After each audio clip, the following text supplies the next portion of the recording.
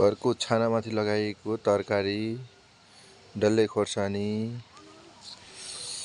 अनि त्यसपछि यहाँ फलिराखेको यो वाटरमेलन, यो हो वाटरमेलन। पछि डल्ले खोर्सानी, निलो निलो खालको डल्ले खोर्सानी छ यो चाहिँ। यसमा दानाहरू राम्रो लागेको छ, तपाईहरुले देख्न सक्नुहुन्छ। यो मसिनो जिरे पिरो खालको खोर्सानी, जिरे खोर्सानी, यो फुल र यो सिमीको बोटहरु, अर्गानिक सिमीको बोट आफ्नै घरको छानामाथि। त्यसपछि यो मेरो घरको छानामा फलेको ड्र्यागन फ्रुट, पाकेको हिजो टिपिसिया छ।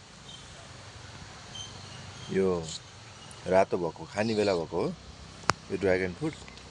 अर्को चिचिलाहरू पनि लागेको छ, यो एउटा ठुलो पनि भइरहेको छ। अलिकति पाकेर खाने बेला भइसकेको छैन, अलि पाक्ने बेला भएको छैन। चिचिलाहरू अरू पनि लागिरहेको छ। यो चिचिला हो, यो नि चिचिला हो।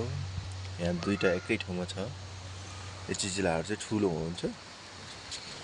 यता अर्को पनि चिचिलाहरू छ। यो हो dragon fruit, red dragon fruit हो यो चाहिँ। यो मिठो, अलि स्वादिलो पनि हुन्छ। यसको भित्र पनि रातो र बाहिर पनि रातो हुन्छ। यो कागती भनेर लगाएको, अहिलेसम्म कागती के हो भन्ने कुरा चाहिँ प्रमाणित भइसकेको छैन, फलेको छैन। बोट चाहिँ यत्रो भइसकेको छ है, सायद यो वर्ष फल्न सक्छ।